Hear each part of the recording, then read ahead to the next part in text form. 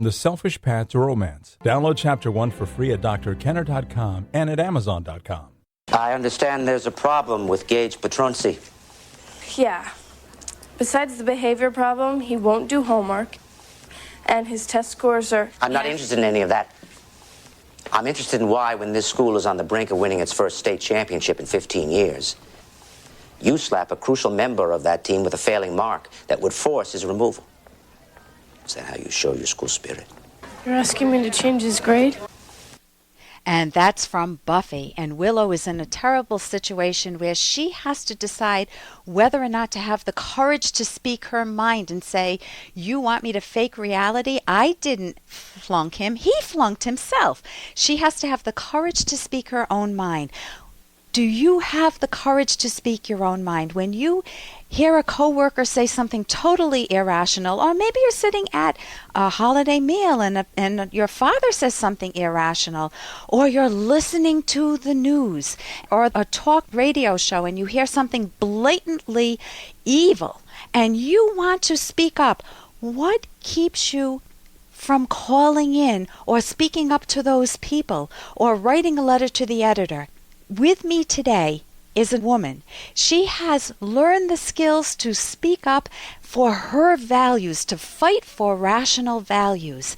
She is Lynn Zinser, who is an attorney and vice president of the Ayn Rand Center for Individual Rights, which is a division of the Ayn Rand Institute. And she knows the psychological benefits of acting on your values. She's a prominent, passionate, intellectual activist who is helping us all to preserve our freedom. Let's learn from her. Welcome, Lynn. Thank you, Ellen. It's great to be here. Yeah, and what is an intellectual activist?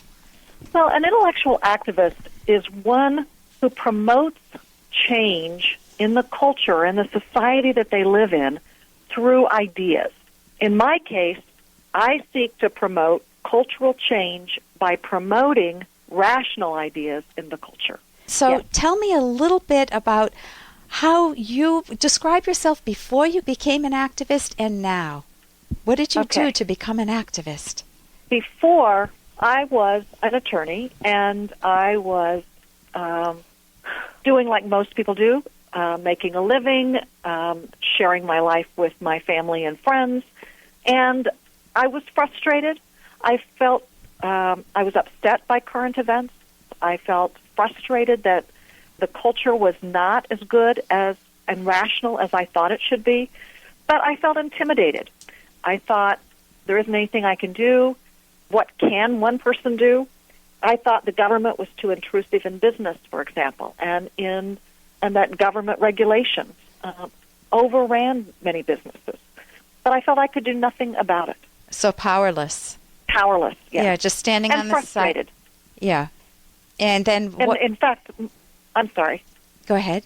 And in fact, one of the things is that this never happened with me, but many people I know stop reading the newspaper because they don't want to see, they're tired of reading about things that they feel that they have nothing to do, that they can do nothing about. So the news, they kind of become ostriches. They stick their head in the sand and they just live their lives as if nothing dangerous is happening outside of their sphere of interest, their personal sphere of interest, when we have a big problem going on.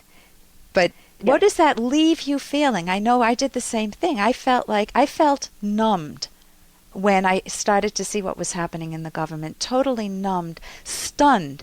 And I know too much about socialism and communism and fascism.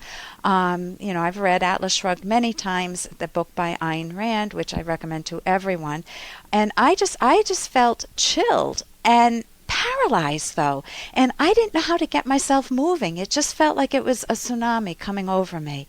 And I don't know if that sounds like what you're describing, although it doesn't sound like you had as bad a case as I did. No, I think I did. I felt like there was nothing I could do, and that it might be dangerous for me to speak up because I worked in a larger law firm, and that it might be, that might not be a good thing for me to do. I also felt, I wouldn't even speak up among my peers about what I thought was wrong with and what should be done. And what changed? Well, in about 4 years ago, I went to a meeting and learned that our state legislature, I was living in Colorado at the time, had set up a commission to reform the healthcare in Colorado towards the Massachusetts style. And all of the commission members, except one, favored this government-run healthcare, and that made me mad. Yeah. I had two friends who were doctors in Colorado, and when I talked with them about it, both of them told me that would mean they would leave the state. And I didn't want that to happen. Plus, a month earlier, we just had an election in Colorado, and there was a referendum for a constitutional amendment that won by 3% of the vote. And I hadn't really spoken out against it, and no one else had. Yeah. And I think it passed simply because there was no real opposition. So you and were in that case, in that election, that 3% was about 1,500 voters, which isn't very many. So that's that guilt that you can feel. Oh, my God, I wish I had spoken up. It's too late now. Yes.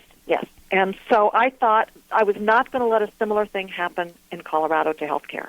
I would fight. How did you gain personally, going from a state of feeling powerless and frustrated and angry or mad and just feeling that you're living in a dangerous world, how did you gain personally from fighting? Hey, I got to interrupt this because we've got to pay some bills. 30 seconds, that's it. A very quick ad, and then Ellen will be back. Romance. Ugh, I wish guys knew more about what we want from a relationship. Boy, I wish I knew more about what I want. Where's that ad I saw? Here it is. The Selfish Path to Romance. A serious romance guidebook. Download Chapter 1 for free at selfishromance.com and buy it at amazon.com. The Selfish Path to Romance. That is interesting. How did you gain personally, going from a state of feeling powerless and frustrated and angry or mad and just feeling that you're living in a dangerous world, how did you gain personally from fighting?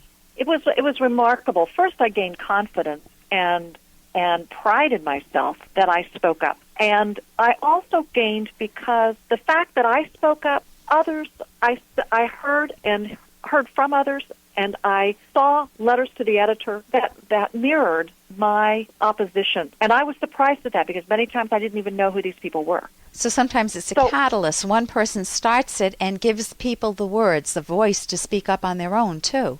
And the courage. Yeah, the courage to do it.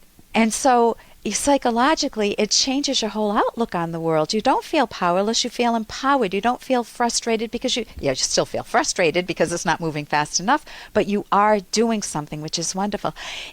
What advice could you give to somebody who's listening and doesn't have they're frustrated, but they haven't the first idea of where to begin? If you had to give a friend of mine or yours or just some random person that was a real decent person advice, what would you say to them? Okay, I would say pick one issue that you care about. Learn about it, learn the facts and the details about it, and start speaking up. Okay. Speak up with your friends, with your family. And I think the key point is to speak up, but get the facts first. Just don't go on your gut feelings. Lynn, yes. This is wonderful being with you today. What is your website? It's AynRandCenter.org. AYN. Go ahead. RAND Center.org. Okay, and this is Lynn Zinsser from the Ayn Rand Center. Thanks for being with us today, Lynn. Thank you. For more Dr. Kenner podcast, go to drkenner.com and please listen to this ad. Here's an excerpt from The Selfish Path to Romance, the Serious Romance Guidebook by clinical psychologist Dr. Ellen Kenner and Dr. Edwin Locke, who's world famous for his theories in goal setting. What if the partner you want doesn't want you? One essential principle to remember in the dating world is that you cannot force a mind. You can't force someone you like to like you, no matter how strong your desires. That person is judging your appropriateness for his or her happiness, just as you are doing. Rational dating properly includes mutually judging one another. Because love is so individual, finding the right match is not easy, and rejection and disappointments are likely, if not inevitable, before you find the right partner. You can download Chapter 1 for free by going to drkenner.com, and you can buy The Selfish Path to Romance at amazon.com.